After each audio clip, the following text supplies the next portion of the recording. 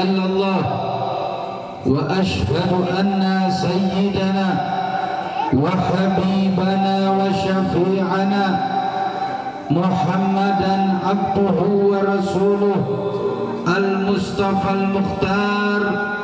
Allahumma salli wa sallim wa barik wa karim wa azim ala sayyidina wa habibina wa syafi'ina wa qurrata a'yunina nabiyyina Muhammadin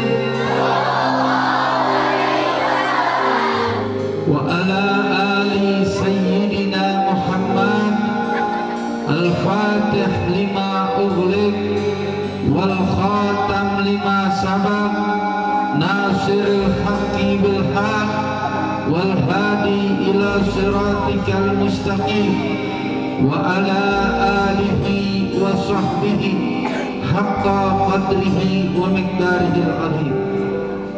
Alhamdulillah, puji syukur kita panjatkan kepada Allah Subhanahu wa taala yang mana Allah telah melimpahkan kita semua berbagai macam nikmat, berlimpah rahmat. Mudah-mudahan kita semua bertambah nikmatnya, dan dengan keberkahan para habaib, para alim ulama kita, mudah-mudahan yang hadir di sini hajatnya ditunaikan oleh Allah, yang sakit disembuhkan, yang belum berumah tangga segera Allah pertemukan jodohnya. Masya Allah. Saya doain mudah-mudahan segera ketemu jodohnya. Perempuan yang ada di sini mudah-mudahan jodohnya laki yang soleh, ahlul ilmi wal khair. Amin ya rabbal. Yang sudah berumah tangga, saya doakan rumah tangganya harmonis, keluarganya sakinah, mawaddah, penuh rahmah wal barakah. Amin ya rabbal alamin. Nah, wabil khusus kita doakan kepada orang tua kita Kiai Haji Asep Ihsan selaku ketua daripada Pondok Pesantren At-Taufiqillah Al-Islami. Kita doakan semoga Allah panjangkan umur beliau, Allah berikan keistiqomahan kepada beliau, wahafidhahullahu ta'ala fid darain. Amin ya rabbal alamin. Dan juga saya datang bersama Al-Habib Alwi Ibn Hasan Al-Aidrus. Kita doain juga mudah-mudahan dijaga oleh Allah, dimudahkan segala urusannya, berkah hidupnya dunia dan akhirat. Amin ya rabbal alamin. Alhamdulillah, hibail kiram, kaum muslimin dan muslimat, luar biasa pada malam hari ini saya banyak lihat kaum ibu dan kaum wanita. Mudah-mudahan kaum perempuan kita senantiasa mendapatkan limpahan rahmat dari Allah Ta'ala. Mudah-mudahan ibu-ibu semuanya tambah disayang oleh suami, berkah hidupnya, nikmat rumah tangganya, anak-anaknya salihin dan salihah, thayyibin dan thayyibat, mubarakin dan mubarakat. Amin ya rabbal alamin. Nahibail kiram, dan juga di sini saya ucapkan terima kasih kepada segenap jajaran panitia yang telah rela menunggu sampai jam 12 ini. Mudah-mudahan ganjarannya dilipat gandakan oleh Allah. Jadi panitia yang berkah, yang thayyib, mubarak. Amin ya rabbal alamin. Dan juga saya ucapkan terima kasih kepada segenap jajaran pengurus dari DPW FPI Kabupaten Garut. Mudah-mudahan DPW FPI semakin berkah. Amin. dan mudah-mudahan diberikan kemenangan dunia dan akhirat, segala urusannya dimudahkan, dan mudah-mudahan FPI semakin berjaya dan senantiasa diberikan pertolongan oleh Allah. Amin ya rabbal alamin. Ahibba'il kiram, kaum muslimin dan muslimat, bapak, ibu, saudara-saudari, kita di Isra dan Mi'raj. Peristiwa Isra dan Mi'raj ini adalah peristiwa agung, peristiwa mulia yang diabadikan oleh Allah Subhanahu wa taala di dalam Quran surah Al-Isra ayat pertama. Jadi kalau kita mau tahu apakah Isra Mi'raj ini betul ajaran Islam atau hanya adat Indonesia, silahkan dia membuka Al-Quran ayat pertama surah Al-Isra. Di situ dijelaskan bahwa Allah Subhanahu wa taala yang mengisrakan Nabi Muhammad dari Masjidil Haram sampai ke Masjidil Aqsa, kemudian Allah memi'rajkan beliau dari Masjidil Aqsa sampai ke Sidratul Muntaha. Nah, itu semua yang kita pelajari, yang kita ketahui, saudara, itu ada di dalam Al-Quran. Artinya itu bukan omong kosong, itu betul-betul ada, dan itu bukan cerita fiktif, bukan cerita dongeng, bukan tahayul. Sebab kalau kita pikir pakai akal manusia itu pendek, betul. Akal manusia ada batasnya, akal manusia ada kadarnya, sehingga kalau dicerna hanya pakai akal saja, memang ada kemungkinan kita akan menolak peristiwa Isra wal Mi'raj yang begitu luar biasa, saudara. Sebab peristiwa Isra dan Mi'raj ini kalau kita hitung pakai akal, kita cerna pakai otak, maka peristiwa Isra wal Mi'raj seakan tidak masuk akal. Sebab akal manusia pendek. Mana mungkin di zaman yang belum ada pesawat terbang, di zaman yang belum ada mobil, di zaman yang belum ada teknologi canggih, kok bisa Muhammad melakukan perjalanan dari Mekah menuju ke Al-Aqsa yang ada di Palestina? Kalau kita pikir-pikir, di tahun 1400 atau 1500 Hijriah, maka seakan peristiwa tersebut mustahil memang. Kalau dipikir pakai akal yang pendek. Tapi kalau kita cerna dengan iman, kalau kita cerna dengan iman kita kepada Allah, maka kita bisa yakin bahwa peristiwa tersebut memang ada. Jadi kalau kita yakin, kita cerna dengan iman, maka kita akan mendapatkan jawaban di dalam Quran surah Al-Isra ayat pertama bahwa peristiwa Isra dan Mi'raj memang betul ada, dan gak ada sesuatu yang mustahil bagi Allah, betul. Orang sekarang kalau naik pesawat dari Masjidil Haram ke Masjidil Aqsa, dari Masjidil Haram ke Masjidil Aqsa itu kurang lebih 1 jam. Kita melakukan perjalanan 1 jam sampai ke Masjidil Aqsa. Tapi kalau dulu di zaman Nabi 1400 Hijriah, 1400 abad, 14 abad yang lalu, itu tidak akan ada yang sanggup untuk melakukan perjalanan sedemikian jauhnya sampai dari Mekah ke Palestina ditempuh cuman dalam jangka waktu tidak sampai 1 detik, saudara.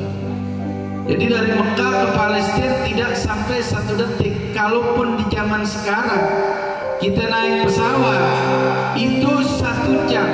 Nabi menaiki satu kendaraan yang istimewa, yang mana ulama mengatakan kendaraan tersebut abraq minal buraq, ya.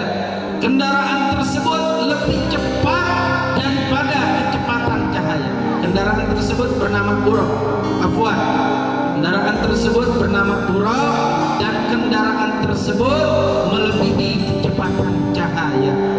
Kalau kita lihat dari ilmu fisika, kecepatan cahaya 1 detik itu bisa menempuh jarak 300.000 km, saudara. 1 detik jarak 300.000 km bisa ditempuh. Itu dalam jangka waktu 1 detik. Makanya kalau kita dari Jakarta sampai ke Surabaya itu dalam jangka waktu 1 detik bisa 300 kali bolak-balik naik kurang. Kira-kira warga sini kalau 1 detik 300 kali bolak-balik naik kurang, muntahkah di tengah jalan? Masya Allah. Ini Nabi Muhammad memiliki mukjizat yang agung dari Allah Subhanahu wa Ta'ala. Peristiwa ini diabadikan di dalam surah Al-Isra ayat pertama. Apa surah tersebut berbunyi? Subhanalladzi asra bi 'abdihi lailan minal masjidil haram ilal masjidil aqsa alladzi barakna haulah. Maha suci Allah yang telah memperjalankan hambanya dari Masjidil Haram menuju ke Masjidil Aqsa. Jadi Allah yang memperjalankan Nabi Muhammad dari Masjidil Haram sampai ke Masjidil Aqsa, yang mana di tempat Masjidil Aqsa tersebut barakna haulah, tempat tersebut berkah, banyak peninggalan para anbiya, banyak peninggalan para nabi, para rasul yang Allah utus di Masjidil Aqsa, saudara. Dan Masjidil Aqsa ini tempat yang berkah, tempat kelahirannya Nabi Allah Ibrahim alaihissalam. Itu diperjalankan oleh Allah Nabi dari mulai Masjidil Haram sampai ke Masjidil Aqsa, dan dari Masjidil Aqsa Nabi terus sampai ke Sidratul Muntaha. Di setiap langit Nabi berjumpa dengan anbiya yang berbeda, mulai dari Nabi Adam sampai ke Nabi Musa dan Nabi Allah Ibrahim alaihissalam. Dan ini diabadikan di dalam satu syair yang berbunyi, wa ba'dal isra urijalis sama hatta ra'an nabi rabban kalam. Dan setelah Nabi Isra, Nabi melakukan perjalanan dari Mekah menuju ke Masjidil Aqsa yang ada di Palestina. Nabi melakukan Mi'raj. Mi'rajnya Nabi dari Masjidil Aqsa sampai ke Sidratul Muntaha, saudara. Yang mana akhirnya Nabi berjumpa dengan Allah. Dan pada saat Nabi berjumpa dengan Allah, di situ terjadi satu proses pembicaraan. Ada mukalamah, ada satu dialog antara Nabi Muhammad dengan Allah Subhanahu wa Ta'ala. Allah Subhanahu wa Ta'ala Tuhan semesta alam, betul? Saya mau tanya, bumi yang indah ini siapa yang menciptakan, saudara? Siapa yang mencipta langit dan bumi? Siapa yang maha besar? Siapa maha perkasa? Siapa yang maha kuat? Siapa yang maha mulia? Takbir! Takbir! Takbir! Allah maha besar. Allah Subhanahu wa Ta'ala yang memperjalankan kita punya Nabi dari mulai langit pertama, langit kedua, sampai ke langit ketujuh, dan kemudian lanjut sampai ke Sidratul Muntaha. Dan ini merupakan kemuliaan tersendiri bagi Nabi Muhammad, betul? Ini kemuliaan tersendiri bagi Nabi, yang mana tidak ada seorang Nabi pun, makhluk manapun yang bisa berjumpa dengan Allah, berbicara, berkomunikasi dengan Allah, hanya Nabi Muhammad SAW. Jadi cuma Nabi Muhammad yang Allah kasih kekhususan. Dan peristiwa ini agung, peristiwa ini mulia, dan peristiwa ini saking mulianya diabadikan oleh Allah di dalam surah Al-Isra ayat pertama. Dan apa yang Nabi ucapkan pada saat beliau berjumpa dengan Ternyata pada saat Nabi bertemu dengan Allah, berjumpa dengan Allah, berjumpa dengan Tuhan semesta alam, Nabi mengucapkan satu kalimat yang sama kita baca pada saat kita duduk tahiyat akhir, yaitu kalimat at-tahiyatul mubarakatus shalawatun thayyibatul lillah. Itu. Barakallahu fiik. Ucapan tersebut diucapkan oleh Nabi. Kalimat ini dikeluarkan oleh Nabi, disampaikan oleh Nabi kepada Allah Subhanahu wa taala.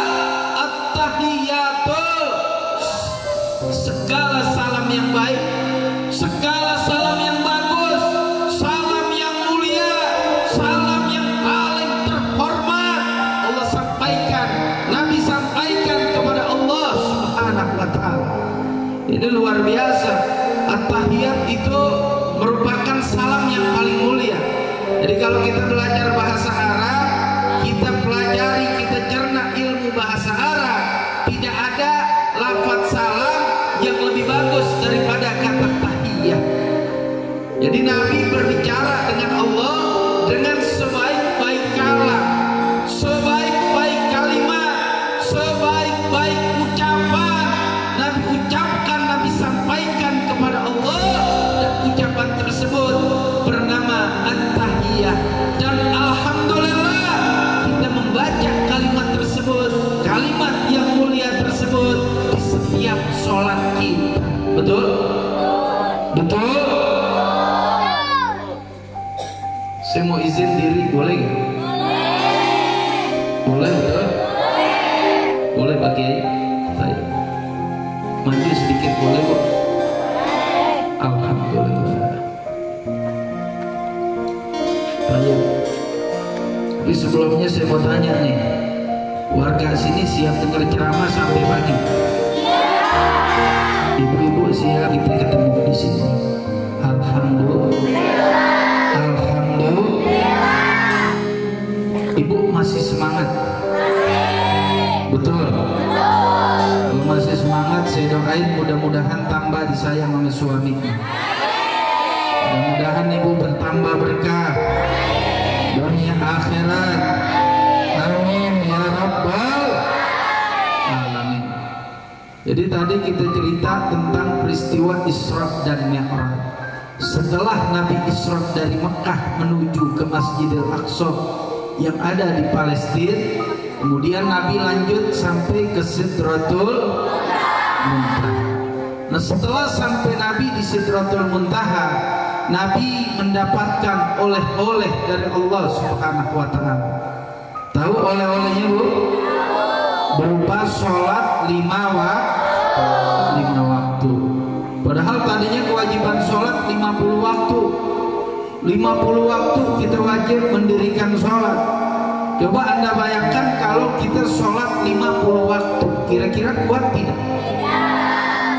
Waktu sehari 24 jam. Berarti hampir setiap setengah jam lebih kita wajib untuk mendirikan sholat. Atau setiap 20 menit 20 menit sholat, 20 menit sholat, 20 menit sholat, 20 menit sholat. Kapan masaknya? Betul, Bu? Kalau 20 menit sholat, 20 menit sholat, 20 menit sholat, kapan ngurusin anak? Betul, Bu? Kapan ganti pampers anak? Betul? Jadi kalau setiap 20 menit kita sholat, mungkin waktu kita nggak cukup. Dan akhirnya alhamdulillah Nabi Muhammad SAW mendapatkan pertolongan, yaitu berupa saran dari Nabi Allah Musa alaihissalam agar supaya minta keringanan kepada Allah. Jadi pada saat bawa oleh-oleh 50 waktu sholat, di langit ke-7 ketemu Nabi Ibrahim, langit ke-6 ketemu Nabi Musa, di langit ke-6 ditanya Nabi Muhammad oleh Nabi Musa, apa yang Allah kasih kepada engkau, hai Muhammad? Lalu dijawab oleh Nabi Musa, dijawab oleh Nabi Muhammad. Jadi Nabi Muhammad pada saat menjawab jawaban tersebut, jawabannya polos, jawabannya ikhlas. Dia jawab dengan jawaban aujabanallah khamsina shalah au kama qala Rasul alaihi salatu wassalam. Jadi jawaban tersebut Nabi diberikan mandat oleh Allah untuk melaksanakan sholat 50 waktu. Akhirnya Nabi Musa berdiskusi dengan Nabi Muhammad sambil melakukan satu saran, menyampaikan saran. Apa saran yang disampaikan oleh Nabi Musa? Dibilang oleh Nabi Musa, ya Muhammad, bahwa saya punya umat tinggi besar, saya punya umat kuat, tapi saya yakin kalau disuruh mengerjakan sholat 50 kali, umat saya tidak akan sanggup. Umat Nabi Musa besar, kuat, disuruh sholat 50 kali nggak sanggup. Umat Nabi Musa yang besar dan kuat tersebut tidak sanggup untuk mengerjakan sholat 50 kali, apalagi umat Nabi Muhammad Sallallahu Alaihi Wasallam. Umat Nabi Muhammad Sallallahu Alaihi Wasallam kisaran tingginya di bawah 2 meter, betul? Ada umat Nabi Muhammad tingginya sampai 10 meter? Ada gak? Ada kekuatannya sampai umpama dia punya berat badan 1 ton, ada tidak? Tidak.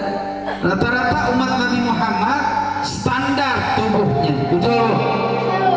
Jadi dari sini jelas bahwa Nabi Muhammad Shallallahu Alaihi Wasallam menerima saran, menerima masukan.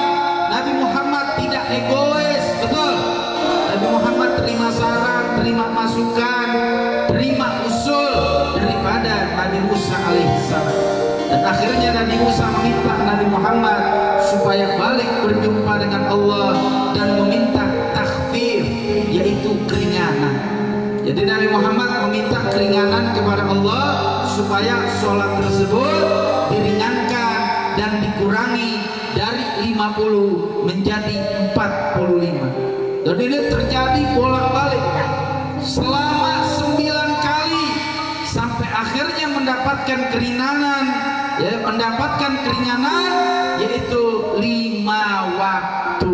Alhamdulillah. Saya mau tanya, ini perjuangan bukan, saudara?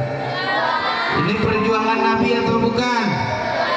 Perjuangan Nabi atau bukan? Makanya pantas kita bersyukur kepada Allah dan rajin baca sholawat kepada Nabi. Betul? Betul? Jadi sholat 5 waktu, prosesnya berat sampai mendapat keringanan. Sholat 5 waktu sehingga kita sebagai umat Nabi gak boleh lagi kita menawar, gak boleh kita tinggalkan sholat, tidak boleh kita abaikan sholat, karena sholat merupakan kewajiban yang sangat mendasar bagi umat Islam. Betul apa betul? Betul apa betul? Jadi kita semua yang ada di sini wajib mendirikan sholat. Itu oleh-oleh, saya katakan. Itu merupakan oleh-oleh dari Nabi. Pada saat Nabi berjumpa dengan Allah, oleh-olehnya sholat, bukan talas, betul? Bukan dodol, betul? Tapi oleh-olehnya sholat. Makanya kita umat Islam yang ada di sini, saya mau tanya, semuanya sholat tidak? Jawab yang jujur, semuanya sholat. Betul. Tapi jawab yang jujur, gak boleh bohong. Yang gak sholat banyak dah. Jawab yang jujur, yang gak sholat banyak dah. Banyak dah yang gak sholat. Saya doain kalau gak jujur bibirnya jontor sebulan. Masya Allah. Ya sebab sholat itu merupakan tiang agama. Sholat adalah tiang agama. Yang mendirikan sholat maka agamanya kuat, kokoh dan stabil. Tapi kalau dia tinggalkan sholat, diabaikan sholat, maka otomatis agamanya hancur, agamanya roboh, agamanya ambruk, sebagaimana dia meninggalkan sholat tersebut, saudara. Di dalam hadis Nabi bersabda, as-sholah imaduddin, man aqamaha faqad aqamaddin, wa man tarakaha faqad adamaddin. Jadi siapa orang yang mendirikan sholat, dia kerjakan sholat 5 waktu, maka orang tersebut telah mengokohkan ajaran agama Islam. Begitu juga sebaliknya, kalau dia tinggalin sholat, dia abaikan sholat, tidak kerjakan sholat, masa bodoh dengan sholat, faqad hadamat din, maka orang tersebut telah menghancurkan agamanya. Kira-kira jelas tidak? Ini saya mau tanya, semuanya ngerti bahasa saya? Paham ya? Alhamdulillah. Saya doain mudah-mudahan berkah hidupnya. Amin. Nah, makanya ibu punya suami? Punya. Ya, mudah-mudahan suami ibu tambah sayang kepada ibu. Kita wajib mendirikan sholat, dalilnya ayat Al-Quran, dalilnya hadis Nabi. Dan saya yakin insya Allah jamaah yang ada di sini mendirikan sholat semuanya. Mudah-mudahan hidupnya diberikan keberkahan oleh Allah Ta'ala. Sebab orang kalau meninggalkan sholat itu tidak ubahnya seperti binatang. Betul? Ada orang Islam, aku Islam, tapi dia meninggalkan sholat, masa bodoh dengan sholat, maka orang tersebut bagaikan tidak punya agama. Makanya pantas dibilang seperti binatang, seperti kebo. Tahu kebo? Tahu kebo? Orang nggak sholat sama dengan kebo. Kenapa? Kebo punya mata, manusia punya kan? Mesti jawab semuanya. Ya, yang nggak jawab jangan betul.